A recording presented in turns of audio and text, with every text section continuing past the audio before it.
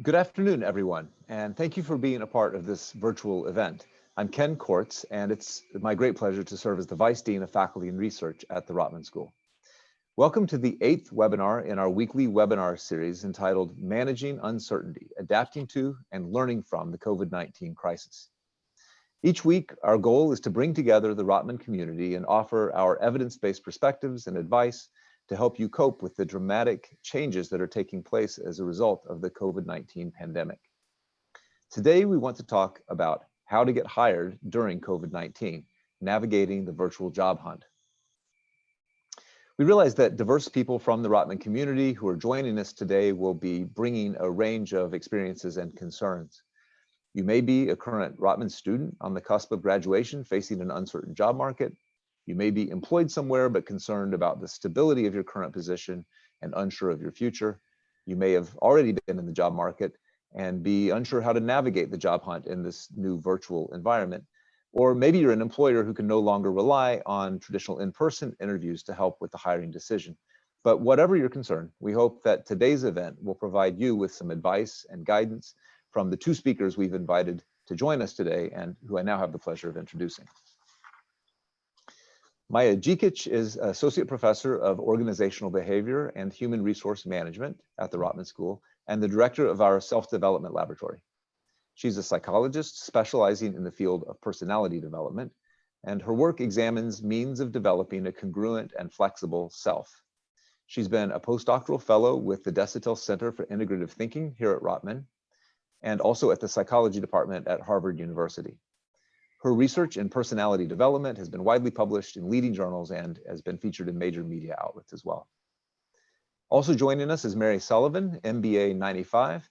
She's Senior Managing Director and Chief Talent Officer at CPP Investments. She's responsible for talent acquisition, organizational development, international mobility, compensation and benefits, facilities and office services, and inclusion and diversity. Prior to joining CPP Investments, Mary was Senior Vice President at Holt Renfrew and Company, where she was responsible for their HR function. And prior to that, she was Senior Vice President, Corporate Human Resources at Four Seasons Hotels and Resorts. Welcome, Mary, and welcome, Maja. Thanks. We'll dive right into a few questions. I'll start with you, Maja. Wanted to kick this off by asking, how should people who may feel anxious about being in the current job market overcome any feelings of helplessness that they may be experiencing? Look, looking for work or thinking about transitioning in your career is probably anxiety inducing in the best of circumstance. So I bet that people who are looking for work or thinking about transitioning are thinking, I can't believe this is happening to me right now, that just as I'm about to transition, the whole world economy is going into a meltdown. But what I want to point out is this, that the first step is not dealing with anxiety. The first step is dealing with grief. And I know it's a funny emotion to have to deal with when it comes to job search, but it's an important one because what we're dealing with is grief over loss of something that you have imagined your career is going to be. Because all of us have long-term plans, career plans. So you plan your life, you plan your career in a way that makes sense to you. And then if something happens that throws it off, you actually have to deal with the loss of whatever your imagination kind of thought you will get to. So at this point, a lot of people are having a sense of denial. I'm going to wake up tomorrow and maybe it will be back to normal, or anger having to do with, I can't believe politicians are not moving on this fast enough, or simply feeling hopeless and down. But all of these are part of those stages of grief. And really what we're trying to get to is acceptance, which is to accept that whatever you have planned about your career is likely not going to happen just as you planned. Instead, something else is going to happen that doesn't mean that you won't be as successful, but it will mean that it will look different. So you could be even more successful, even more impactful, but you have to let go of whatever dream you had of it looking a particular way. So that's step one, to get to that past, not to wake up every morning with, I can't believe this is happening to me, because that's the mindset that is not going to get us moving in the right direction.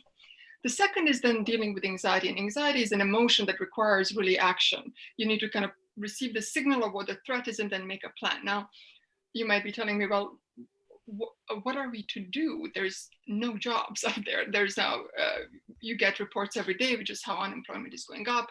A lot of people who are very competent are back in the market. And this thought might lead you back into, I can't believe this is happening to me. But I want to keep in mind one thing, which is, whenever there's any crisis, think of a personal crisis or a professional crisis. So let's say personal, like even just driving down the street and you get a flat tire, or at home you have some sort of a fight with your spouse, or in a professional setting, there's a report that was supposed to come out in a particular way and there was a mistake in it. Any crisis requires actually more work for you to handle it. So I want you to keep this in mind. We have this paradox, I call it sort of paradox of crisis, where there's fewer jobs, but the actual crisis of this pandemic is making much more work out there. So that somebody will have to eventually do that work. So if you can anticipate your organizational needs with regards to the work that needs to be done, then map your skills against what you see as potential needs, and then just keep your mind flexible, nimble, open to see opportunities as they appear to you. It will be a good step in the right direction, not to feel anxious and not to feel hopeless. Once you get to acceptance, okay, it's going to look very different, but it doesn't mean that I won't be successful, or that that I'm not going to be potentially even more impactful. This is the time where you can make more impact than before the crisis. So fewer jobs, more work. It's time to accept, reorganize, map skills, anticipate some organizational needs, and keep the mind open.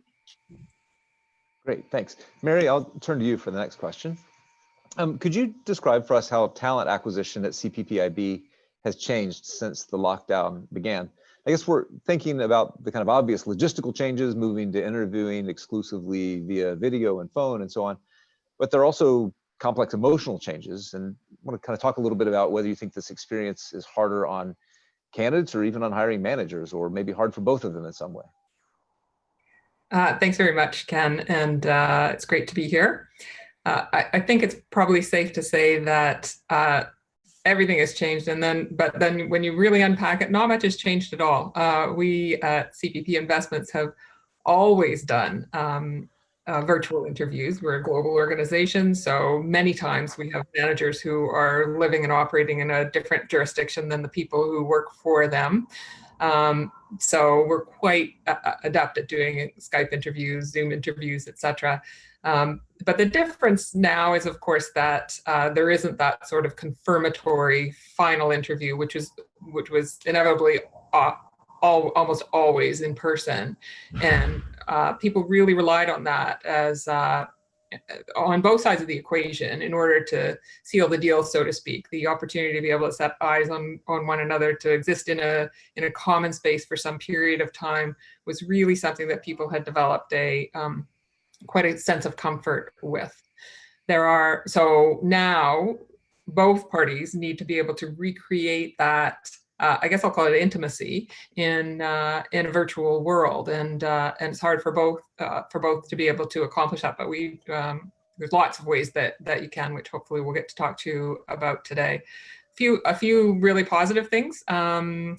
Senior executives who used to always be on planes are now grounded, and so finding their time is so much easier than it was 6 weeks ago. They're available.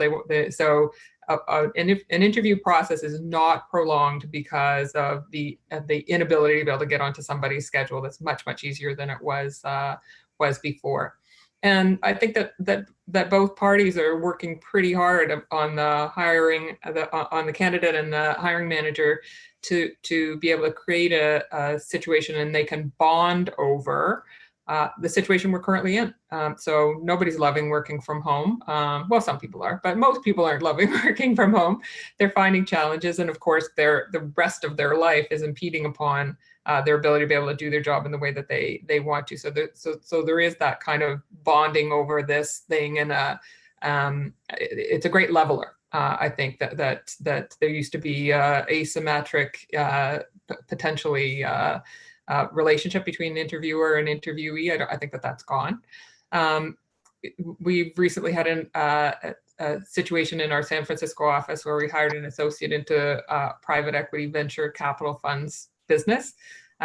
the individual has never met one-to-one with anybody, in person with anybody. It has never been to our office there, has been onboarded, etc. And I'm happy to say that so far it's going great. Everybody's working so hard to make it work that it makes a big difference. Some of the challenges, we're extremely conscious that this is a two-way street. And so how can we make sure that a candidate is making the right assessment as well, and that CPP Investments is the right place for them to work? So I think that probably the number of interviews that people will engage in is likely more than has been the case in the past. And there's probably going to be a lot more scrutiny and double testing. There's lots of managers who are really uncomfortable making decisions around hiring when they can't see somebody face to face. We're trying to equip them with the skills to do that, because of course our business needs to carry on. Mm-hmm. Maja, I'll come back to you. I want to ask you about a subject that you focus on in your teaching in the self-development lab. You talk a lot about in your teaching about establishing presence. And I just want to ask you, first of all, what do you mean by that? What do you mean by presence?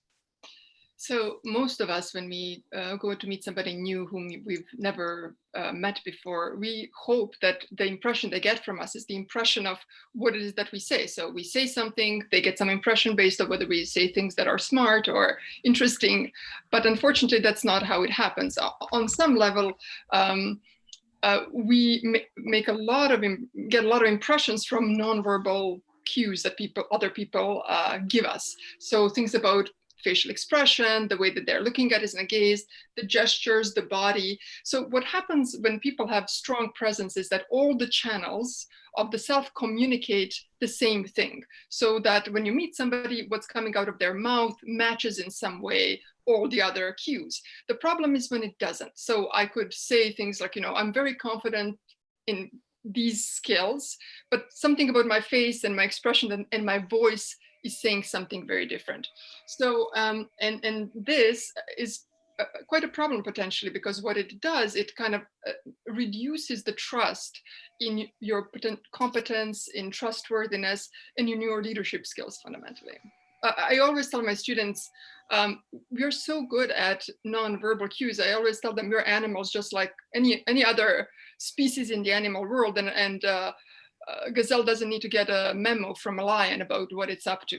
So it will know from a distance that it needs to run away right now. So when somebody walks into the room, or even when we meet them on the screen, we'll try very quickly to get what is this person up to. And this can work for you or it can work against you. And I think it's important to know whether it's working for you or working against you. So I guess that's establishing that kind of presence is further complicated by the technological intermediation. So some of the body language and things are harder to read through a screen. What advice could you give somebody who's preparing for a virtual interview and thinking about how to establish presence through this medium? Great. I'm gonna. I also have to say, I'm very nervous thinking that you're analyzing my presence as I ask you these questions, but I'll try to take a deep breath. It'll just get worse and worse. We'll all get more anxious as the time progresses.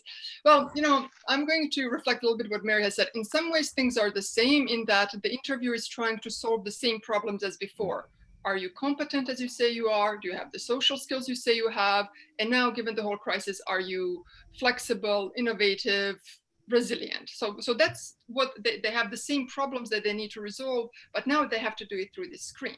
Now, as you imagine with the cues, some cues get exaggerated over the screen and some diminished. So what gets exaggerated is obviously the face, the eyes, so where you're looking at. What gets diminished, really, you can't see the rest of my body. So some body cues go away. There is more face, more voice, more eyes, fundamentally.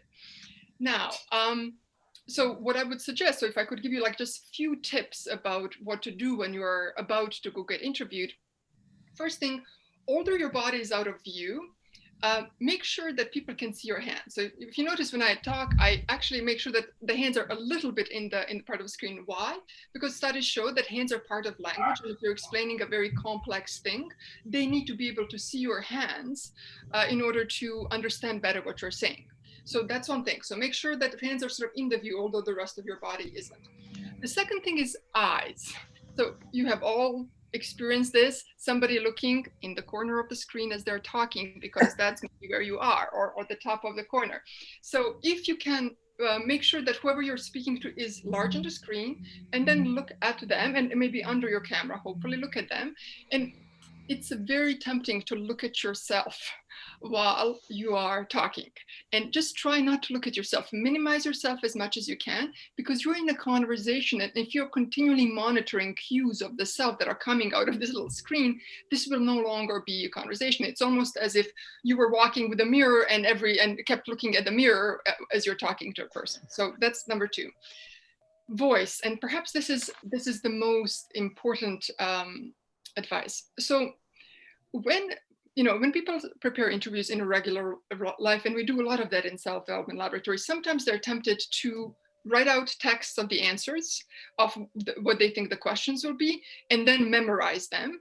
And I think what's happening now with the video, they're now even tempted to not just memorize them, but to read them, because you could set up something right by your screen where you read your answers. Now, so if you could do one thing, I would really need you to reflect on what it will do to the conversation you're having, because your viewer, your interviewer, can tell from your eyes, from the way you pace your language, from everything, all of your cues, that you're not in conversation with them anymore. So that immediately diminishes trust, immediately diminishes basically whatever connection it is that you're able to have through the screen. And they're simply not going to, if you need to read what your answer is, they won't be able even to trust what you have to say. So really diminishes your competence and trustworthiness right away. And the last bit about video interviews is that on some level, interviewers have much less information because you're not there in front of them. On another hand, you've just invited them into your home. It's like bringing your interviewer straight into your living room, saying, oh, why don't you sit here, look around, look, here's my books, here's my stuff. And so remember that it's no longer that these interviewers are looking just at you, they're looking at the composition of your space.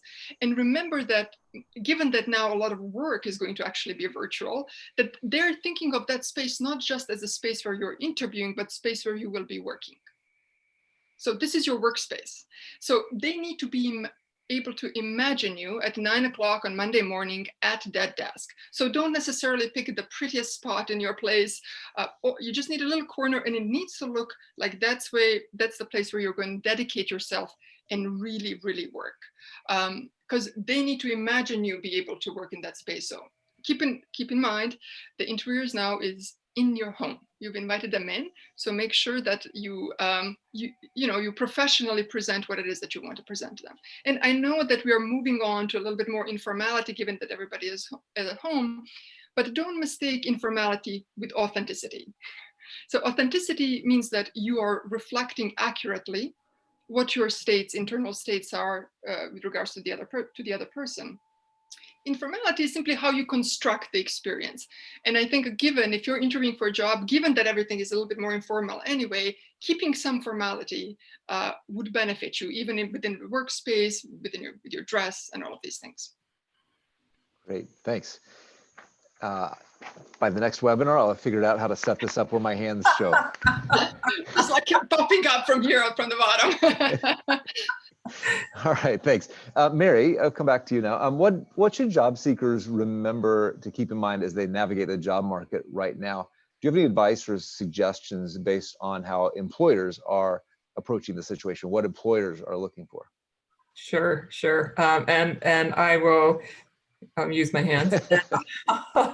I'll categorize my response into three points. One again is everything has changed. 2 is nothing has changed, and 3 is empathy. So in the everything has changed, obviously the market is pretty tight right now, and so the availability of jobs is not what it used to be. That's not always, it's not the entire picture. However, there actually are a decent number of jobs out there where employers are hesitating to put them on the market for being perceived as tone deaf at a time when things are bad. And so a little bit more research into what might be available, or your own thought as to how you might be helpful to an organization is absolutely worth investing in, and trying to make relationships within the organization to see what might be available that's not publicly available is worth it. On the category of nothing has changed, we're still looking for exactly the same thing. Nothing about what we want in terms of the skills of an employee has changed because of COVID. We're really focused on a couple of fundamental questions as to whether or not a candidate has sort of the skill to do the job and the will to do the job. That doesn't change at all. And if I were to offer advice to candidates, if people are not performing well in an interview, it's really because they haven't prepared. And there's tons of clues available and cues available as to what an organization is looking for. Just go on their website. If you go on the CPP Investments website, you will find our guiding principles of high performance, integrity, and partnership, and find examples in your life where you have demonstrated those things. You'll see that we're trying to become more agile, ambitious, inclusive, and innovative. Think about those things in your perspective and offer it up to the interviewer before they ask for it. There's so much about an interview that's absolutely predictable, and preempting an interviewer's requirement to ask a question will put you in good stead, because they'll just think that you are smarter. I agree with Maja that that the way that you show up and the things, and people have to be able to relate to you and to use your hands. But if you are if you're muting your background, which many Teams and Zoom meetings allow you to do right now, when you use your hands, it actually is quite distracting to an interviewer. And if you're just using your regular background, accept the fact that they're going to try to infer things about you based on your background. So Maya's got lots of books in her background. What does that mean? I'm going to try to find out whether she's a reader or she's a buyer of books.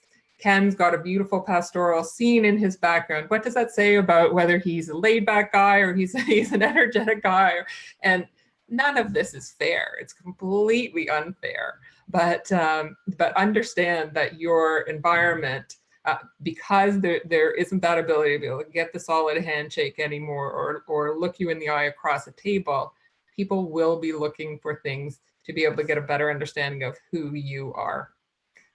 On the point of empathy, I would say that of those people who are in the extremely privileged position to still have a job in this environment, I think that hiring managers are often at what I call the center of the storm of work from home, which is they've got a lot of other stuff going on.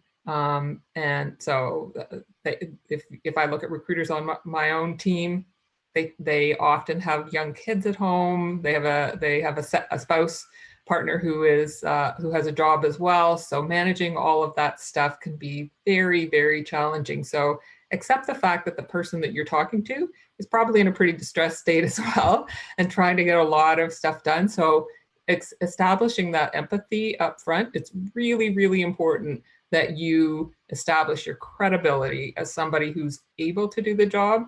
It's probably more important right now that you establish yourself as somebody who, so that they can see the person that you are, and get comfortable that you would be a great partner with them at work. Great.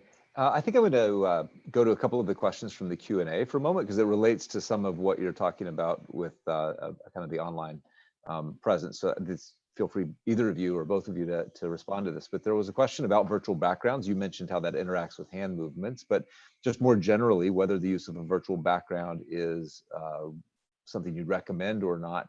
And kind of relatedly, just about the kind of your setup, do you think you have better presence if you stand for a virtual interview versus sitting? Or would that be perceived as kind of inappropriate to that setting? Maja, do you want to? Sure. Yeah. I personally prefer no virtual background, because I'm a psychologist. So the first thing that goes through my mind, and I imagine through interviews, is that what exactly are you hiding? What's in the background, and why are you hiding it? So it doesn't matter how simple it is. And also, again, they will have a hard time imagining where you're going to work. And I think it's unnecessary. Notice how when there is no crisis, people come into the office, so your employer knows where you're going to work. But now that they don't know where you work, they're probably interested. Do you have space to work? Will you have peace and quiet? Is there a lot of things happening in the background you're not aware of? I think even if you think, oh, well, my place doesn't look so good, so why don't I think transparency here works really well. Now, I'm sure, Mary, from the employer's perspective, from psychological perspective, I would think a little bit more transparency, and probably on the same account, just like you wouldn't interview somebody standing up. It's not like a natural way you would interview. I would imagine sitting down. It would probably, I imagine if somebody was standing up, on the other hand, it would stress me out as an interviewer. I'm standing and I'm sitting, but that's my, what do you think, Mary, from the employer perspective? Yeah, I think I'd agree with you in most instances that just because people are curious, the lack of a faded background is probably preferable. Having said that, again, to my point, I think that you're going to be judged by it, and so if it's not clean, we actually will often speak to students about blanking out their background because they might have posters on the wall that they don't want somebody seeing, or half-clad roommate that runs by, which has happened in certain instances, et cetera. So there are benefits of it. But I think that generally speaking, again, because we're trying to figure out who you are, the more information that we can get, social cues, it's better. On the standing up, I'm not so sure about that. If I was standing up so that you saw all kinds of all manner of my trunk, I think it would be a little bit upsetting. But I think from our perspective, we have stand desks at work, and so many people stand while they are working. It is a visual that is quite regular and routine to us, so it doesn't really faze me, and it often means that people are standing more straight than like not hunching over like I am right now.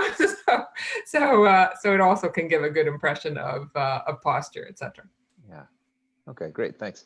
Maja, we often talk a lot about encouraging job seekers to network, but at the moment that's an especially challenging thing to do. A lot of the venues in which you might normally think about networking are no longer operating. So a lot of the events at Rotman are happening this way, where you only interact, you don't have the casual interactions on the side. Are there ways that people can successfully build their network while still at home and interacting virtually? Well, I want to point out something in sort of from psychological perspective, that given how isolated everybody is, it actually makes people more likely to want to reach out to others. So in some sense, while we have lost all the in-person networking events, as Mary has said before, a lot of executives are not on the planes, they're at home. Now, at home, they could be in a very difficult situation when maybe there's lots of kids running around or whatever it is.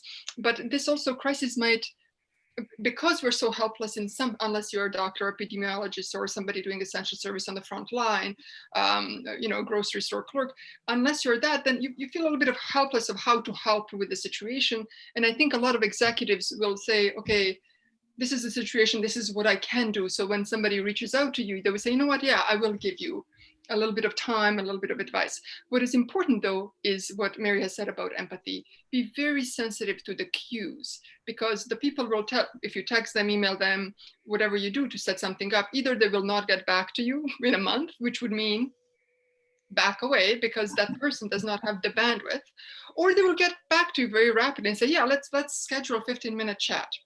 Now, once that happens, if they do give you time, I think it's and even as you, in the first email or text or whatever it is that you're reaching out with, it's really, really important to keep one thing in mind. And I tell this to people who are networking even in person, which is that if you're coming to the networking from the perspective that this is the channel through which you're going to get the job, both that person and you are likely going to be very disappointed. Not because that's not going to be a good connection, it's because that pressure doesn't belong to them. So if you go thinking, oh, I need to impress them, they need to think I'm a great worker, maybe then they can recommend me, maybe then they can hire me. That is sensed, again, from this animal perspective. A person can sense you're trying to put on them some anxiety, some responsibility that doesn't belong to them. If, on the other hand, you're approaching them with, I would love in this crisis situation a little bit of information and a little bit of guidance where you see industry moving and what are the best channels for me to gain some opportunities. That's a very, very different thing. So the practice that I usually assign to students is, imagine they can see what you're thinking. It's like you have this transparent screen and they can actually see your thoughts. And I tell them, sit in the room until these thoughts look like something that you would want to share with somebody else, such as, I'm so grateful that this person has taken time out of their crisis, out of their busy day, to share some information with me that is useful to me, and I feel grateful for it. So thoughts, and they will be able to sense that as you come to them, and it will allow a much better connection fundamentally, and information transfer. Great. Mary, I want to ask you about kind of how you see the job market and the kind of the interviewing process unfolding over time. You've got a lot of experience in the pre-COVID world to draw on. And if you start to think into the future about the long-term effects, either positive or negative or whatever kinds of changes you might envision, what do you think might change once COVID has passed? Do you think some of what we've been talking about, some of these practices will persist once physical distancing restrictions have been lifted and we're potentially back in a more normal work environment? Yeah, I hope so. The face-to-face interview in many respects is a fundamentally flawed way of selecting somebody who's going to be a great employee. It's subject to all kinds of bias and people can be seduced into being convinced that I'm a great candidate when in fact I might not be the best candidate. And so if you look at recruiting in the future, I think that sourcing, which is all great recruiters love to be able to find the candidate who's perfect, and so all of that sourcing stuff is I think going to go away because there's so many information sources that are going to be able to get you to the right shortlist in a really much more efficient time, just through the use of artificial intelligence and machine learning, et cetera. And so the thing that will distinguish recruiters is their ability to assess. And I think that we will look to much more objective ways of assessing candidates than we have historically, because we won't rely on our gut any longer when we're in a situation like this, when again, I'm trying to figure out whether your painting is saying anything about you. Instead, we'll look to more objective sources of, is this the type of person who's going to excel in an environment at CPP Investments because of who we are as an organization and the specific accountabilities that you will have as an employee of CPP. We've always done things like case studies, et cetera, so that we get some sense of someone's academic ability and ability to be able to do a job. I think there's going to be more of that is personality related, because we're going to be able to rely on our face-to-face firm handshake thing much less than we have in the past. Interesting, Maja. I'd love to get your perspective on this aspect as well. I think this idea that it may lead to a kind of more equitable hiring process is really interesting. And I'm sure that's something that psychologists have weighed in on, whether this kind of interaction affects the way unconscious biases and things play out. I mean, that's an interesting question, because in some sense, the video and these kinds of interactions are as likely to evoke unconscious biases, and they're just simply more controllable in a sense. So you can compose yourself inside of this screen that you're coming through in a much better way than. So on one sense, people who become very, very good at the screen thing could potentially kind of lean into the biases that people have that way. I think still, I think Mary and I we're talking a little bit about how online hiring it's a little bit like online dating. Like everything can look right, and then you meet the person, and then you suddenly realize there's something off, and I can't tell what it is, but maybe it's like so there's two ways. This gut instinct is not always a bad thing. It depends whether or not your unconscious is picking up something that is really relevant, that usually you wouldn't be able to pick up if you're not in person. So if if we want to hire better in terms of unconscious biases, we need to kind of be able to test whether we have these biases and how to sort of check against those particular ones. But I wouldn't recommend throwing out the gut instinct, because it's these unconscious cues that oftentimes compose accurately what it is that we need to do in the moment. So it's simply sort of unconscious, fast processing information. So it's like with Daniel Kahneman, fast thinking and slow thinking. Fast thinking can often be, it's most of the time fine, but those times that it's not fine, those are the ones that we need to focus on. Okay, great. Thanks so much. I'm going to pull a few questions out of the Q&A thread here. There's a question about kind of energy. That's someone saying they usually rely a lot on the energy of the interviewer, and are asking how to kind of try to draw that energy and exhibit that energy in a virtual setting. Maybe Mary, can I pass that back to you?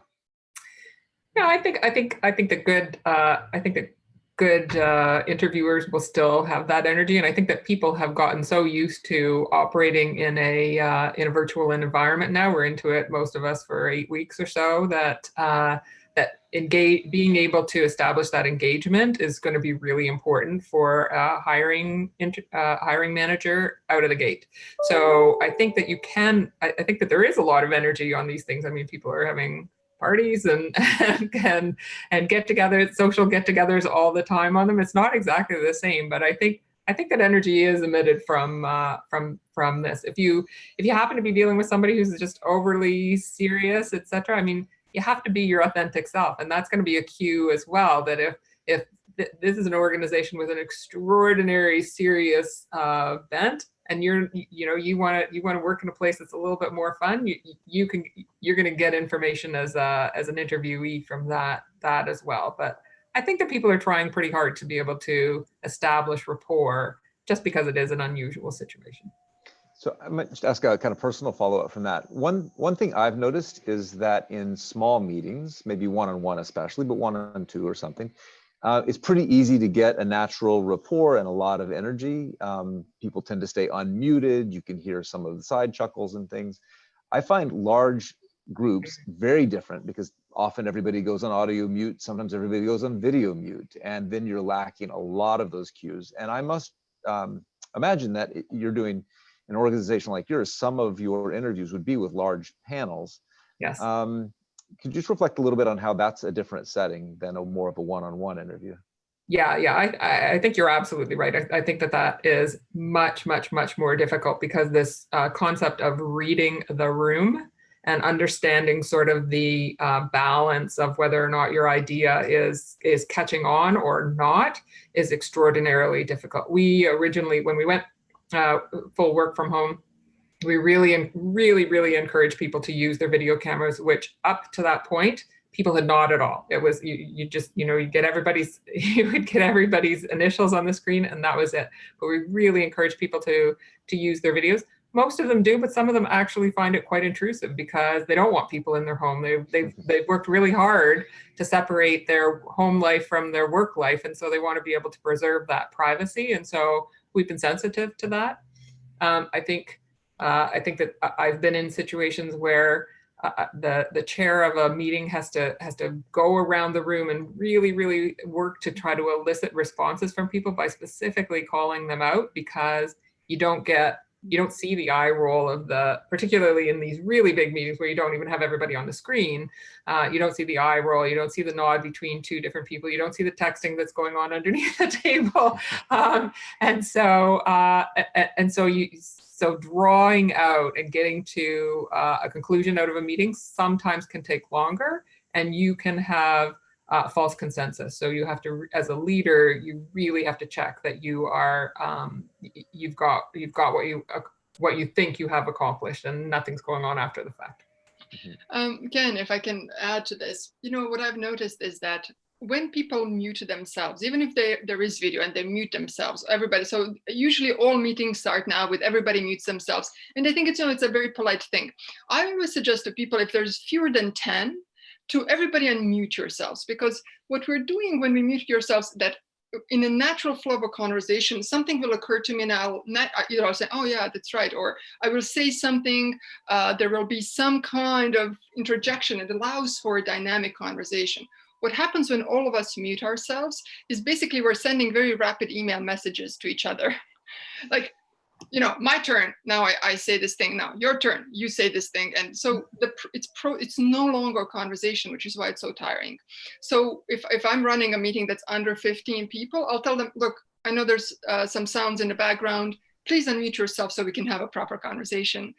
And if your interviewer, I would, and sometimes maybe as an interviewee, you might choose to mute yourself while your interview is asking questions. Try not to, unless you're clearing your throat or something like that. Stay on so you can naturally respond, enter into the conversation, rather than wait, unmute, start, and so on. Great.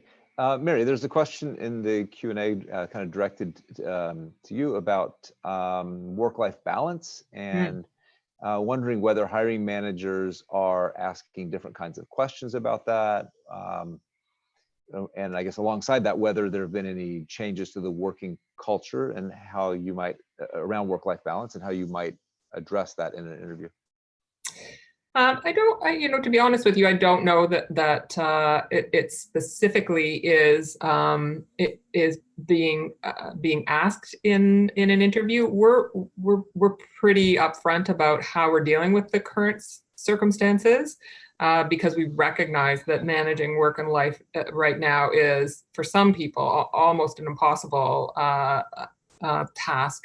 And so how we approach it in terms of we allow people to sign on and off for zones of the day where they're going to be available and not going to be available, and recognize that they have other responsibilities like sideline teaching duties for their children, et cetera, or just relieving a partner who's got caregiving duties. We've also given people the opportunity to be able to opt into a lesser a shorter work week, so that they're at 4 to 5 or 3 out of 5 if they choose to do that. So employers should be giving you really, really strong cues about how they're managing this, because all of us are working really hard to make sure that there's a huge risk of burnout. And I think that we saw this out of the gate. It just so happened that this all happened just as our organization was coming into its year end, which is March 31st. And so there was an enormous amount of work. And as you can imagine, in our space, valuing assets on March 31 was a little bit more challenging than usual, given what was happening with the markets. And so there's kind of this huge surge of energy and remarkable performance throughout the organization. But immediately you recognize there's huge risk of burnout if this is going to continue. So telling people, we gave people more time off. We've really, really encouraging people to take their vacation, even if that's not going to be quite as fun as it was in the past, but taking the time to be able to recharge. So all of those messaging should be coming to you at the time that you're interviewing. And if it's not, personally, I think it's a warning about the culture of the organization that you might be joining. If people aren't recognizing that this is an entirely different world and you got to manage your workforce differently, they're in the dark ages. Great. Let's see. Thanks for that. Getting lots more questions about networking. I wonder if either of you has more to contribute on kind of suggestions and advice about how to go about networking effectively in this era. I'll give a shot to it. It's challenging. I think you could probably look for groups online or follow LinkedIn groups, etc. Comment on that. If you're a student, obviously you have a cohort that you can connect with, etc. I think that it's easier to get time on an executive's or manager's calendar right now. People accept that this is a time where people inherently want to do good. And so if they can help you, they're going to try to help you. Having said that, please don't all write to CPP. and expect you're going to immediately get a response. But if you've got a place, if you've got an interesting dialogue to have with someone, you should reach out to them. There's never any harm in sending an email, and as Maja said, if you get a response to it, that's great. If you don't get a response to it, that's probably a cue about either somebody's willingness or their very, very busy life right now. But it's definitely worth a shot.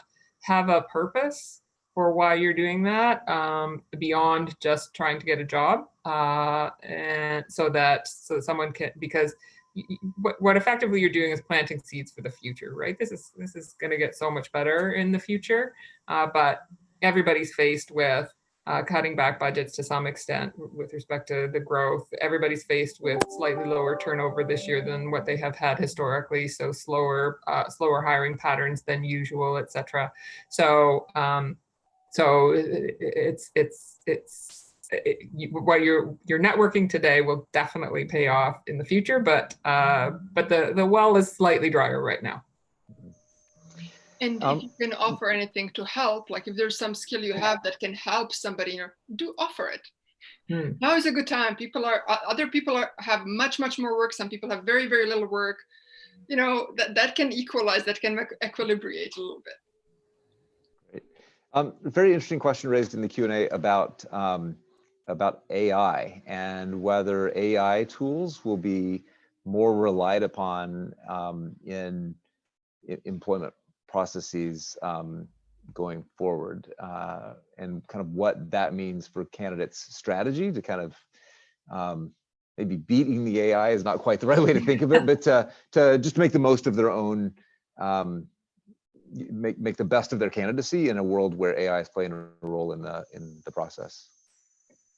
Yeah, for sure. And at this point in time, it's not really AI. They call it AI, but it's really machine learning at best, and it's extraordinarily biased. So we've tested a few tools, and again from the sourcing perspective, to try to replicate what we think is a successful profile of CPP Investments analyst, for instance, and what we get back is a remarkable amount of sameness. And so to the extent that organizations are interested, like ours, are interested in creating a more diverse workforce, because there's a huge advantage to having diversity in decision making, it doesn't deliver that yet.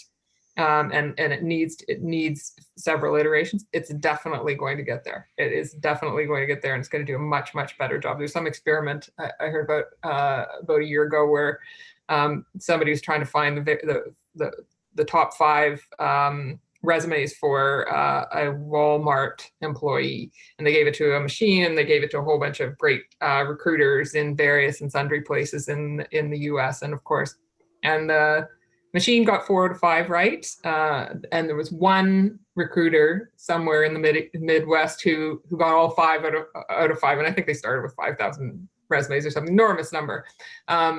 So a person did a better job than a machine did, but it took the machine about 30 seconds, and it took the person a week. and so I think that people are going to be prepared to put up with some of that thing. So again, when you have a really, really narrow set of job responsibilities, then machine learning and AI is absolutely going to be the most efficient way to be able to get to a set of interview candidates.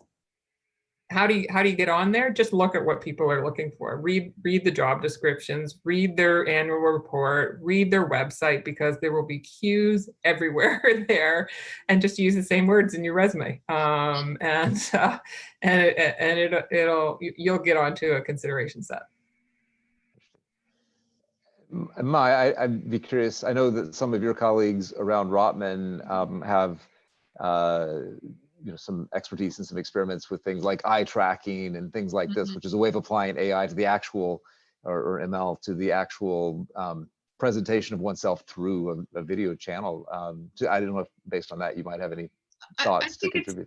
There's some skills, like Mary mentioned. It's like if there's a very specific set of things you're looking for, I think machine can very rapidly sort an enormous amount of resumes to get people who have people who say that they have those skills, basically. But when it comes to interpersonal skills, that would be much more difficult. And yes, now there's I think that technology is now happening, but it would need to get quite sophisticated for people to pick up sort of the feeling somebody will give you as they're looking at you. So that would take quite a long time. Now, I think the eye tracking, they can now measure, I don't know, skin temperature or how it is, the gesture, how people move. So all of like the modulation of the voice, and it just needs to be put together in a way that really will give accurate, when it comes to, there's so many different ways of having good interpersonal skills. So then it would really have to be a sophisticated program to pick up all of these different ways of having these skills, rather than just one way, in which case you always get the same thing as an output. I might just add something there. A couple of years ago, we had a bunch of hedge fund managers who were specializing in investing in artificial intelligence come and speak to us, and they were proselytizing basically about where AI was going to take the world and consumer behavior and predicting the future and whatnot. And our CEO put up his hand and he said, when is it that AI is going to be in a position to be able to select new employees? And the physical discomfort of every single one of those people who fundamentally believed in data was something to behold. Because people want to be able to make this choice. They want to be able to choose the people that they are going to work with. So again, I think that the front end of the recruiting process is going to be very, very heavily aided by machine learning, AI, et cetera. But the selection, it's going to be a long time before we're prepared to give up the selection of people who we're going to work with. Yeah. There are a couple questions in the Q&A around kind of harkening back to some of the things you both talked about very early on in this conversation, having to do with, from a candidate's point of view, thinking about what's going on for the hiring manager. You're not the only one in this boat. You're not the only one who's exploring this new means of communicating and all the rest. So there's some questions about kind of how thinking about understanding the hiring manager can help us be more effective as job candidates. And so any kind of insight into what they're experiencing, what they're thinking, how to kind of help them solve the problems that they're looking to solve, and just what that means for the candidate. Yeah, I guess I always just believe in forthrightness, and there's nothing wrong with asking them the question, and it does create a relationship of how is this for you? How much more difficult are you finding it interviewing in this circumstance? Is there anything that I can provide you that's going to make it easier for you to make your selection, or anything in particular you want to know? So there's nothing wrong with asking that right out front. And again, I think it shows a great degree of empathy and a recognition that this is hard for them too. And, I think having the right mindset approaching this is so important, particularly in this situation, because if the mindset is you wake up and, oh my God, I can't believe this is still happening. And this wasn't some bad dream. And I can't wait for it to go back to normal. That's not going to yield much. But if the mindset is, I had some complexity about my career, and now I have more complexity, which is different, which I still have the same skills to solve these problems. The mind needs to move. It needs to leave behind. We need to accept that we're in a different world, that it requires a lot. It requires a lot of energy to enter into, but that it is a world that you can manage, that you were able to manage before, so you'll be able to manage it in the future too. Okay, great. That kind of leads to another question that I noted there a minute ago. A couple of people were asking for more thoughts from you, Maja, on this kind of moving past the grief to get to a position of acceptance, and I guess finding the acceptance, and from that the strength to go into an interview from a good place.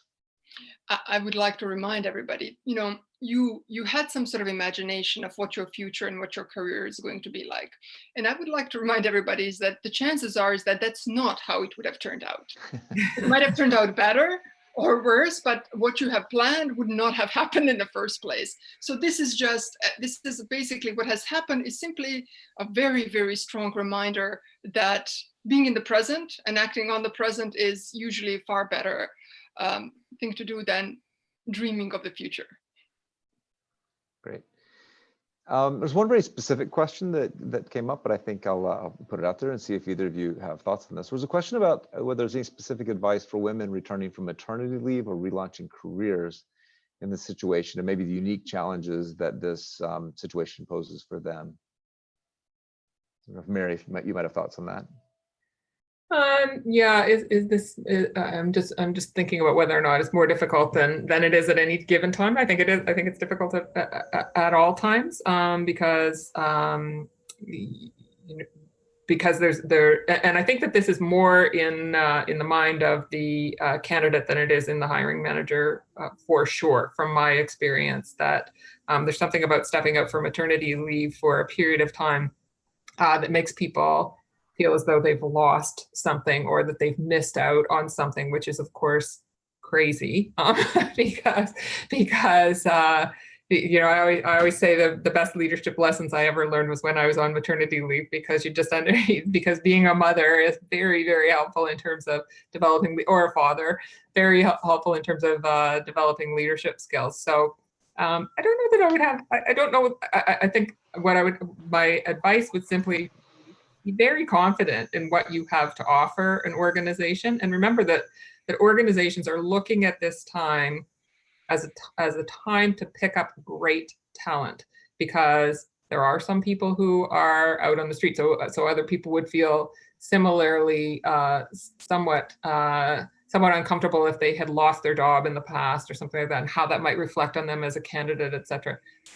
Don't worry about that. Everybody recognizes that the world is different, that jobs come and go, and particularly in this environment, people are going to be coming from very, very different places. And if they're open, they're really going to be just focused on good talent.